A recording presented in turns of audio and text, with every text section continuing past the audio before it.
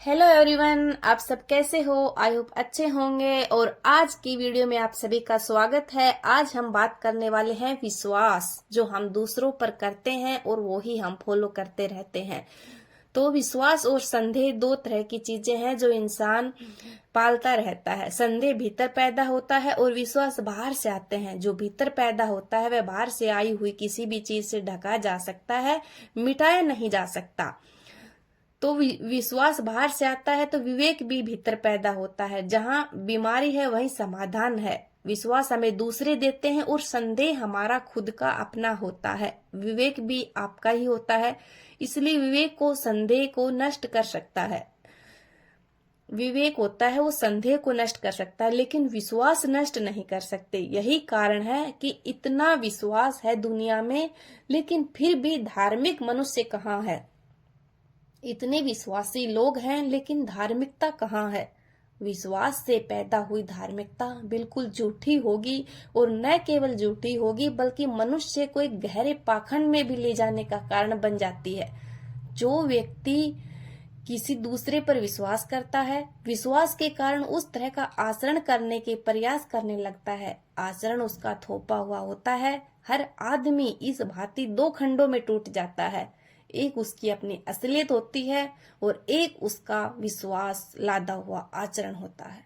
इन दोनों मनुष्य के भीतर एक बड़े कलह शुरू हो जाती है। ये दोनों हिस्से आपस में लड़ने लगते हैं। आप अपने भीतर देखें तो आपको पता चलेगा, आपका विश्वास और आपका व्यक्तित्व दोनों निरंतर लड़ रहे हैं। आपका विश्वास होगा अहिंसा सत्य है, आपका व्यक्तित्व कहता है हिंसा सत्य है। आपका विश्वास है कि सत्य बोलना ठीक है, आपका व्यक्तित्व कहता है असत्य बोलना ठीक है। आपका विश्वास कहता है ब्रह्मचार्य ठीक है, आपका व्यक्तित्व कहता है कि सेक्स ठीक है। आपके भीतर निरंतर कलह है, और जो मस्तिष्क बहुत कलह में होता है ना, वह मस्तिष्क धीरे धीरे जड़ हो जाता है।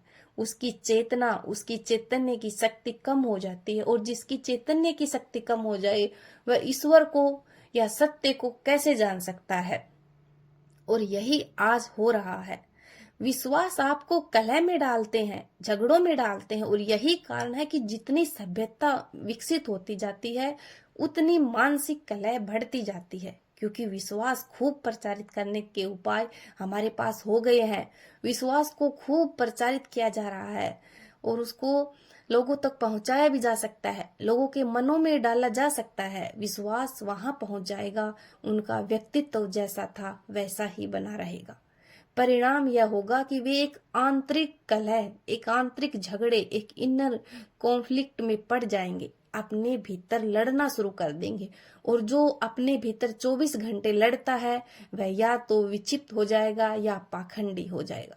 पाखंडी का अर्थ है कि वह कहेगा कुछ और करेगा कुछ, और अगर ईमानदार हुआ तो पागल हो जाएगा। क्योंकि इन दोनों के बीच कोई संगति नहीं बैठ सकती।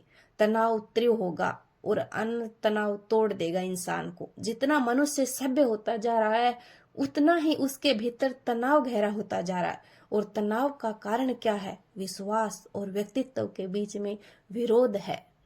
इसलिए आपके आसपास लोगों को देखना कि आपके मानसिक रूप से अगर विकारग्रस्त लोग बढ़ते चले जा रहे हैं तो आप समझना आप सभ्य हो रहे हैं। और जिस दिन आपकी जो आपके आसपास लोग हैं, रिश्तेदार हैं, अगर वो पागलों की तरह सब मस्तिष्क खराब हो जाए तो समझना कि आप सभ्यता की परिपूर्णता पर पहुंच गए, सिविलाइजेशन पूरी हो गई। क्योंकि यही परिणाम हो सकता है। और अगर यह परिणाम न होगा तो दूसरा परिणाम यह होगा कि आप सबके सब पाखंड में प्रविष्ट हो जाएंगे। आप कहेंगे कि कुछ, करेंगे कुछ, आप चाहेंगे कुछ और समझाएंगे कुछ। आपका उपदेश अलग होगा, आपका जीवन अलग होगा, आपके विचार अलग होंगे, आपका व्यक्तित्व अलग होगा।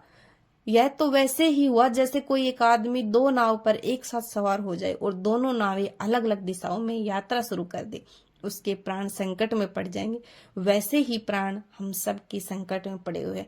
और आजकल के जो हमारे धर्मात्मा बने बैठे हैं ये सब भी इसी मार्ग पर हैं। कहते कुछ है और करते कुछ है और खुद कुछ और है। इसीलिए मैं कहता हूं कि विश्वास मार्ग नहीं है, लेकिन इसका क्या यह अर्थ है कि मैं ये कहूं कि अविश्वास मार्ग है? अविश्वास भी मार्ग नहीं है। क्योंकि अविश्वास भी विश्वास का ही एक रूपांतर है। एक आदमी कहता है कि मैं ईश्वर में विश्वास करता हूँ, दूसरा आदमी कहता है मैं ईश्वर में अविश्वास करता हूँ, लेकिन दोनों ही अज्ञान से भरी हुई बातें हैं। आस्तिक भी गलत है और नास्तिक भी गलत है। असल में आस्तिक का ही प्रतिरोध, आस्तिक का ही रिएक्शन नास्तिक है।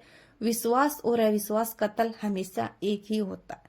इसलिए जब मैं कह रहा हूं कि विश्वास गलत है और सत्य की खोज का वास्तविक मार्ग नहीं है, तो कोई यह न समझ ले कि मैं कह रही हूं कि अविश्वास ठीक है, अविश्वास भी गलत है। क्योंकि दोनों ही बिना जाने कुछ बातों को स्वीकार कर लेते हैं, दोनों ही बिना जाने कुछ मान्यताओं को स्वीकार कर लेते हैं। विश्वास भी मस्तिष्क को बंद कर देता है, क्लोज कर देता है। अविश्वास भी मस्तिष्क को बंद कर देता है, उसके द्वार बंद हो जाते हैं, जानने की क्षमता क्षीण हो जाती है, वह अपने विश्वास या विश्वास में घिर कर बंद हो जाता है। और इन दोनों के परिणाम हुए नास्तिकों का परिणाम। यह हुआ कि लोग ये समझने लगे कि ईश्वर है ही नहीं, आत्मा है ही नहीं, इसलिए खोजने का क्या प्रयोजन।